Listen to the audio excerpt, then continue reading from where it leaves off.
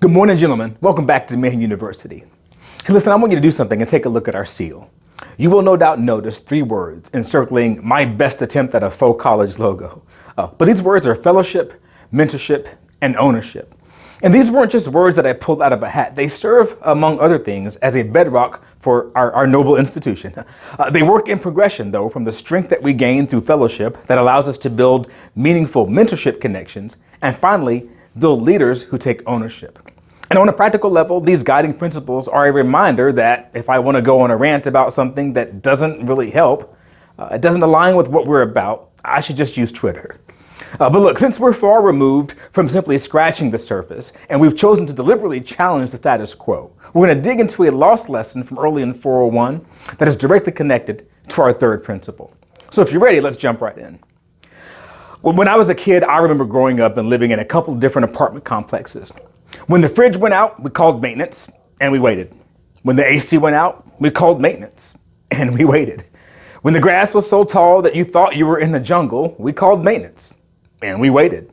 When the parking lot had gaping potholes that would damage your car's suspension, we called maintenance, and we waited. And as maintenance kept us in limbo, my mom would tell us these stories about how she grew up in a house and how things were different when you owned your own home. So I made up my mind at an early age that whatever it took to own a home, whatever the heck that was, I was going to do it. And the first chance we got, when God blessed us with the resources, we bought a house. And it was great to have a nice new fridge, my own central AC and heating unit, a driveway and a garage and my own yard. And I learned a few things right away. First, the broken fridge, my problem. The AC repairs coming out of my pocket. The tall grass, I had to buy a lawnmower, weed eater, hedge trimmer, something called turf builder. And the driveway, my job to maintain as well. I was really involved in owning a house, but it was my house. And by the time we bought our second home, I'd gotten the hang of it, and the lawn was immaculate, the pool stayed clean, and we'd even taken a few do-it-yourself projects on. And by our third house, we were pros. Landscaping, remodeling, painting, doing bathrooms, retiling the kitchen, upgrading the fridge and the oven. And there was a feeling, I had a sense of pride. This was my house. Now I admit it, I overdid the my house part in the early days, and I owe some folks an apology. But there aren't too many feelings you can compare to the joy of home ownership. Now, you may be thinking that was just bound to happen over time with maturity. And, here's the thing. Eventually, we did have to move to a city where we discovered the housing market really wasn't for us. So reluctantly, we rented.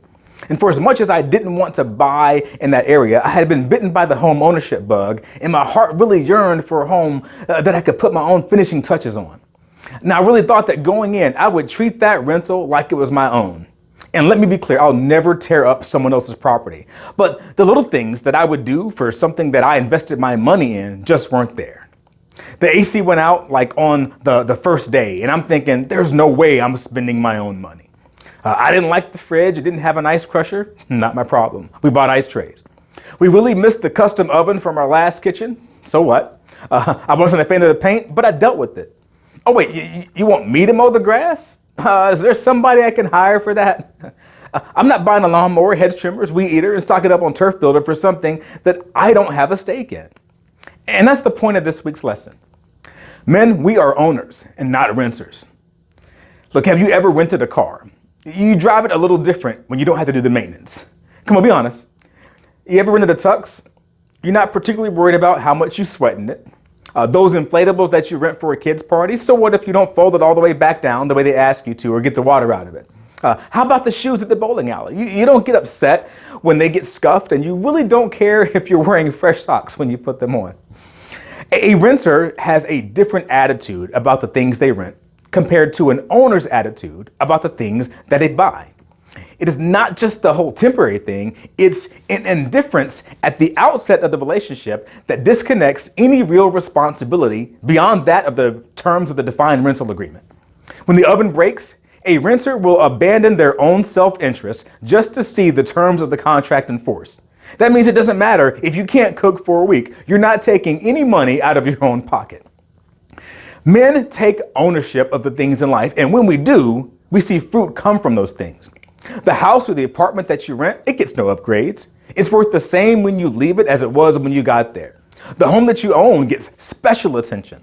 You sow time and money, and you reap equity and pride in ownership. The car that you rent, it gets driven like you stole it.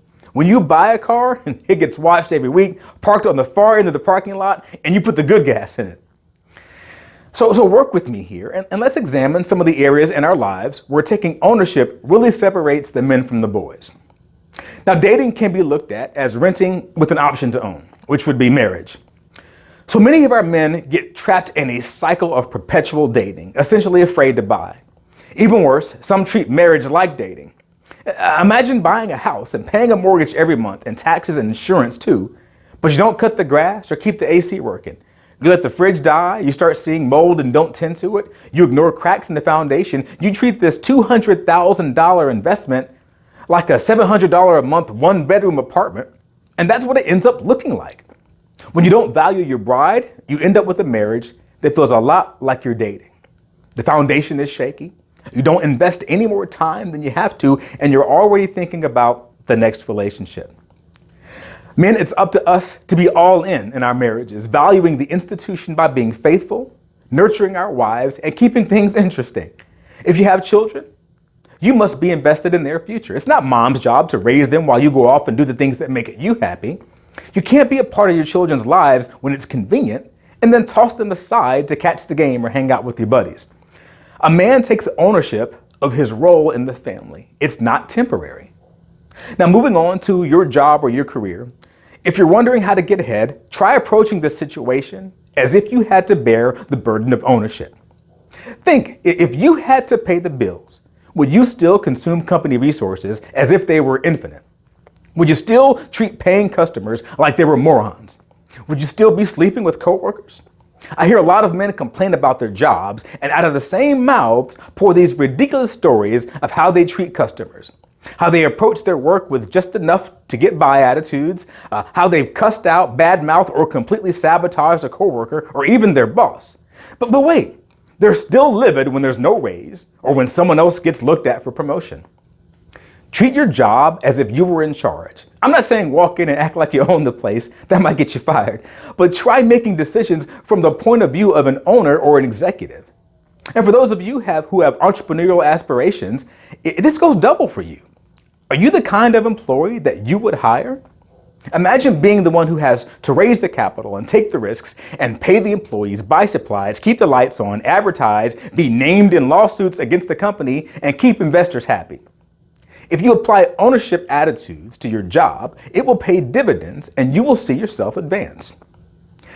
Now, to my younger men who haven't had to start careers and take care of families yet, those of you who are still in school, are you actively involved in your education? Or are you rolling your eyes and daydreaming and waiting for class to be over? That teacher or professor in front of your class is being paid to educate you. Do you have a temporary attitude toward your education? Are you renting that seat in your classroom, or are you invested looking for dividends along the way? Just think on that for a bit. And I've got an idea. How about you see your education as a way to constantly improve? You see, a renter's attitude will have you longing for the day when you never have to sit in another classroom listening to another teacher or professor. But I know that if I was spending $150,000 to become an engineer, I'd better walk out of that institution feeling like I could engineer my way through anything. Whether it's public school, private school, college or university, even on a scholarship, someone is paying for the desks, the chairs, the computers, the building, and yes, the staff and the educators. Take an owner's attitude and you won't let a minute go by where you aren't taking every opportunity to grow yourself and come out better than when you started.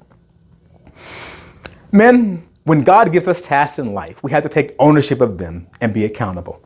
Accountability is the key to being a stakeholder in the things that we do in this life. And yes, I said stakeholder because we have to be invested. God didn't instruct his people to go borrow the land. He told them to possess the land. When you take a rental attitude towards your relationships, your job, or your education, you don't move forward in those areas. Now, boys can stay in limbo for decades. Men need forward momentum. So today, be an owner, be a stakeholder, be the CEO of the U Corporation, and don't ever pay another dollar of rent in something that you should be owning. That's all I have for you today. We'll see you next time here in Mayhew University. God bless you. Hey gentlemen, when I originally conceived this lesson, this was all I had to say. And then just before post-production, I got a revelation from my pastor that I just couldn't ignore. Are you rinsing your body? No, take away the low-budget adult film version of that question and think about that. Imagine being given the keys to a rental, driving it like you stole it for 35,000 miles, and then being told that that car was actually yours to keep. Are you driving your body like a rental car, thinking that the processed starches, the triple-decker desserts, the hard liquor, the bacon deluxe cheeseburgers, all that coupled with binge watching and video gaming and sleeping in is going to be fixed at some magical later date? 35 is a horrible time to find out that your arteries, your intestines, and your gut are yours to keep, but it happens all the time. Men, we have to be healthy enough to possess the land, which means the first thing we have to own is ourselves. Hey, thanks for watching, guys. We'll catch up with you next time. God bless you.